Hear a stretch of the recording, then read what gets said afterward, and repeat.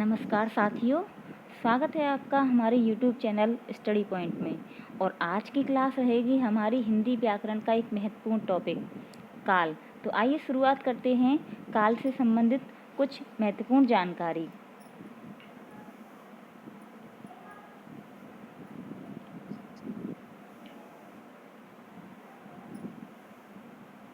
तो आइए शुरुआत करते हैं काल से संबंधित महत्वपूर्ण जानकारी। तो हिंदी व्याकरण में काल टेंस का अर्थ होता है समय होता है। क्रिया के जिस रूप से उसके होने या जाने के समय का बोध हो उसे काल कहते हैं। तो आपकी समझ में आ गया होगा कि काल किसे कहते हैं।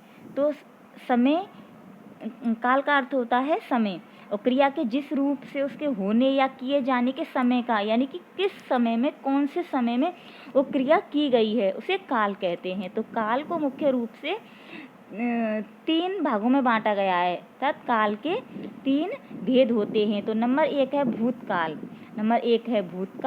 नंबर 2 है भविष्यकाल, नंबर 3 है वर्तमान काल। तो आइए शुरुआत करते हैं भूतकाल के बारे में जानने की। तो भूतकाल क्या होता है? तो भूतकाल क्रिया के जिस रूप से बीते हुए समय, यानी कि जो समय निकल गया है उसके बारे में अगर हमें कोई जानकारी होती है तो उसे हम भूतकाल कहते हैं। तो उदाहरण देख लेते हैं इनके। उसने पत्र लिखा था, यानी कि उसने जो कार्य किया था, पत्र लिखा था, वो किस समय में लिखा था, यानी कि बीते हुए समय में लिखा था, तो उसे क्या कहेंगे? भूतकाल। गाड़ी जा चुकी थी, ये इसके उदाहरण दिए गए हैं यहाँ पे। गाड़ी जा चुकी थी। अब भूतकाल के भेद होते हैं 6, यानी कि भूतकाल 6 प्रकार का होता है। तो एक है सामान्य भूतकाल का अर्थ होता है सामान्य भूत, नॉर्मली भूत, यानी कि उदाहरण है इसका मोहन गया, यानी कि मोहन गया। दूसरा भेद है आसन्न भूत, यानी कि निकट के भूत, कि जो कार्य अभी अभी पूरा हो। मैंने आम खाया है, यानी कि अभी अभी खाया है, मैंने आम अभी अभी खाया है। पूर्ण भूत, वह दिल्ली गया था, ये उसका उदाहरण है पूर्ण भूत का, यानी कि वो काम पूरी तरह से पुराने समय में हुआ है। अपूर्ण भूत उदाहरण है राहुल पढ़ रहा और था, यानी कि अभी भी पढ़ रहा है। अपूर्ण भूत। संदिग्ध भूत, दुकान बंद हो चुकी होगी, यानी कि अभी संदिग्ध है ये। हेतु मदभूत, एक क्रिया दूसरी क्रिया पर निर्भर हो, यदि वर्षा होती तो फसल अच्छी होती, तो ये आ जाएगा हेतु मदभूत में। तो आपकी समझ में आ गया होगा भूतकाल के 6 भेद होते हैं, और 6 के मैंने आपको उदाहरण बता दिए हैं। अब है दूसरा काल, वर्तमान काल। क्रिया के जिस रूप से वर्तमान चल रहे समय में कार्य होने का बोध हो, उसे वर्तमान काल कहते हैं। ये इसके उदाहरण हैं, बच्चे खेल रहे हैं, वह पढ़ता है। बच्चे खेल रहे हैं, यानी कि अभी भी खेल रहे हैं, वह पढ़ता है, अभी भी पढ़ता है, यानी कि जो कार्य हो रहा है ना, वो इसी समय में हो रहा है। वर्तमान काल के 3 भेद होते हैं, मुख्यतः 3 भेद होते हैं। कभी कभार इनके 5 भेद भी मान लिए जाते हैं, लेकिन मुख्यतः होते हैं वो 3 ही होते हैं। तो इसका एक भेद है सामान्य वर्तमान। वह घर जाता है, नॉर्मल सी बात है, वह घर जाता है, अभी भी जाता है। अपूर्ण तत्कालिक वर्तमान, माँ खाना बना रही है, अभी भी बना रही है। संदिग्ध वर्तमान, पिताजी आते होंगे। संभाव्य वर्तमान, शायद वह आया हो, यानी कि अभी भी संभावना जताई जा रही है कि शायद वह आया हो, और कार्य तो हो रहा है वर्तमान में। काल का तीसरा भेद है भविष्य काल। क्रिया के जिस रूप से आने वाले समय में कार्य के होने का बोध हो उसे भविष्य काल कहते हैं। उदाहरण है हम कल घूमने जाएंगे। हम कल घूमने जाएंगे यानी कि हम कल जाएंगे, आने वाले कल में जाएंगे। इसके 3 भेद होते हैं मुख्यतः। सामान्यतः भविष्यत दीपक कल परीक्षा देगा, भविष्य में देगा परीक्षा। संभाव्य भविष्य होने की संभावना, शायद आज रात वर्षा हो। हेतु मदभूत भविष्य, वह कमाए तो मैं खाऊं। याद रखने योग्य सूत्र, अब इसमें ये याद रखने योग्य सूत्र हैं कि था, थी, थे आता है भूतकाल में, बीते हुए समय में। है, हूँ, हो, रहे हैं ये आता है वर्तमान काल में। गा, गी, गे ये आता है भविष्य काल में।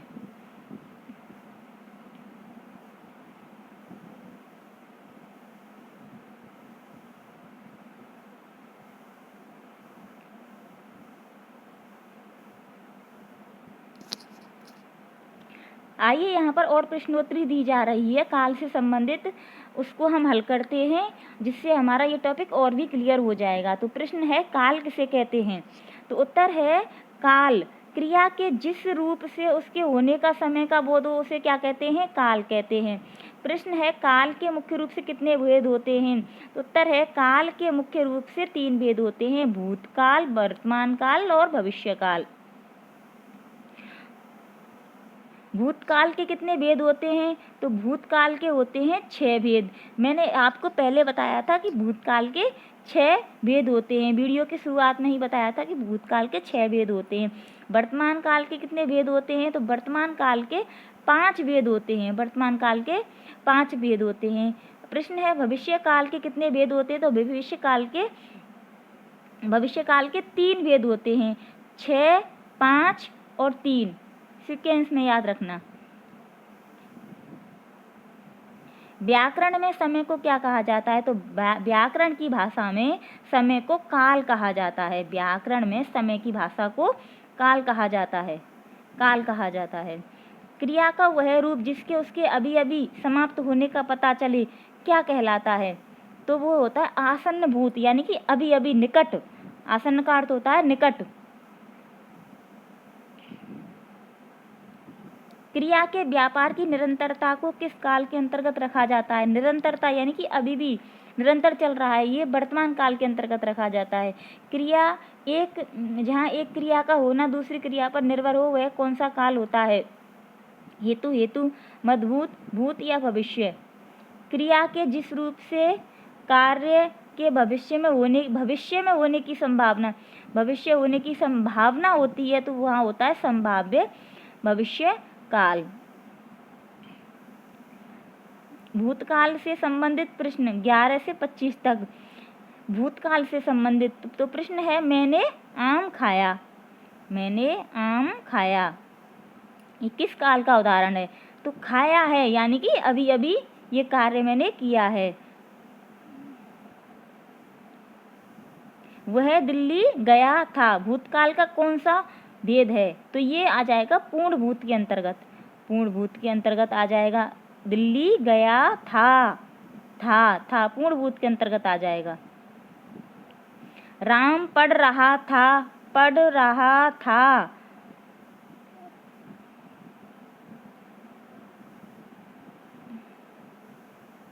पढ़ रहा था।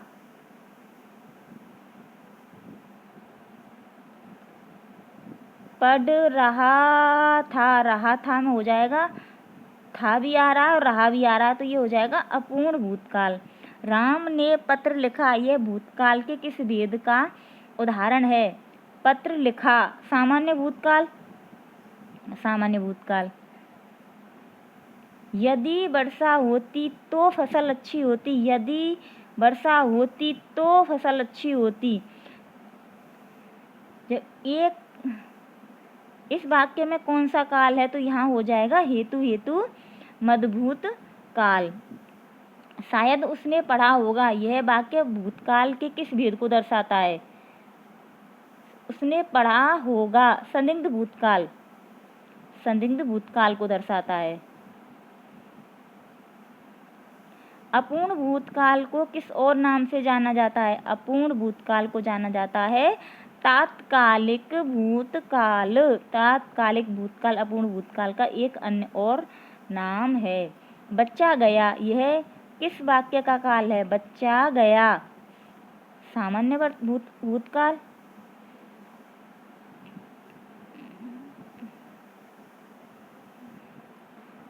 सीता सो रही थी, इस वाक्य की क्रिया किस काल की है?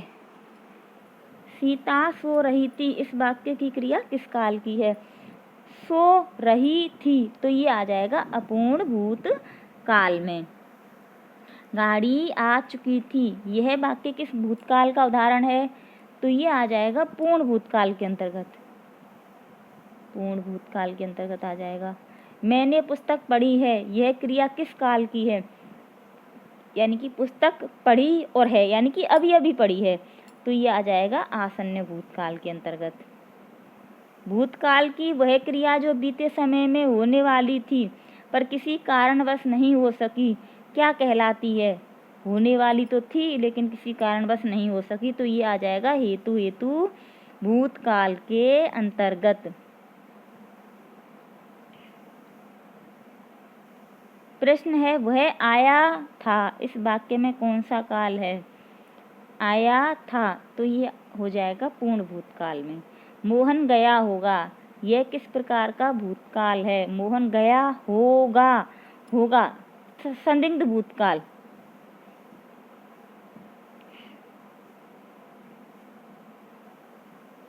अध्यापक महोदय आए, यह वाक्य किस काल का है? अध्यापक महोदय आए, यह किस वाक्य का है? सामान्य भूतकाल।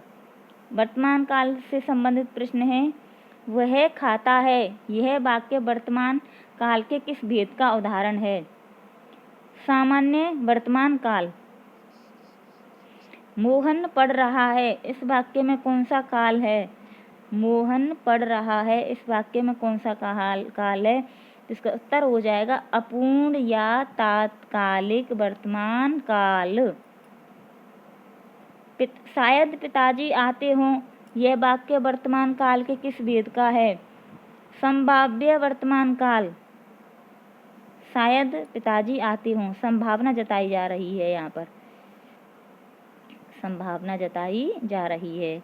नौकर आता होगा, इस वाक्य में कौन सा आता होगा? संदिग्ध वर्तमान काल। अब तुम पढ़ो, इस वाक्य में वर्तमान काल का कौन सा भेद है? आज्ञार्थक वर्तमान काल। वर्तमान काल की क्रिया के साथ जब रहा है, रही है लगा हो तो वह क्या कहलाता है? तो वह कहलाता है अपूर्ण वर्तमान काल, तात्कालिक वर्तमान। पक्षी आकाश में उड़ते हैं, यह किस काल का वाक्य है? सामान्य वर्तमान काल। लड़का रोता है, यह क्रिया किस काल की है? सामान्य वर्तमान काल। माताजी खाना बना रही हैं, इस वाक्य में कौन सा काल है? बना रही हैं, अपूर्ण वर्तमान काल। राम खाता होगा, खाता होगा संदिग्ध वर्तमान काल। शायद वह लिखता हो, यह वाक्य वर्तमान काल के किस भेद का है? संभाव्य वर्तमान काल। प्रश्न है सदा सत्य रहने वाले कथन जैसे सूर्य पूरब से उगता है किस काल के अंतर्गत आते हैं? तो इसका उत्तर हो जाएगा सामान्य वर्तमान काल। राधा नाच रही है, यह वाक्य किस काल का है? अपूर्ण वर्तमान काल।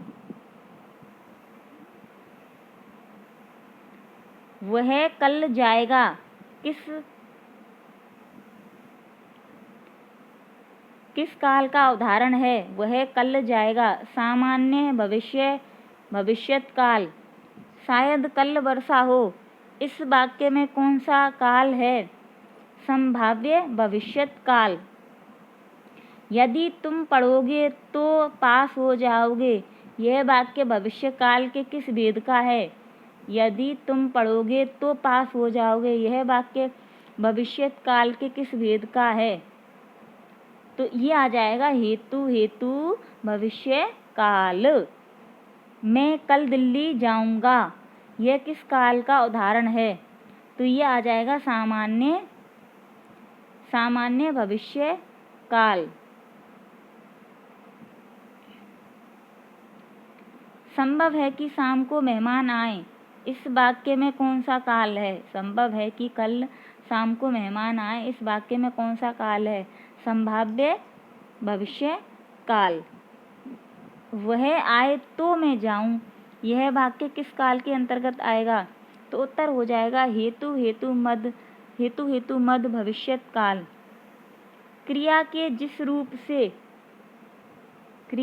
जिस रूप से आने वाले समय में कार्य के सामान्य रूप से होने का बोध हो, उसे क्या कहते हैं?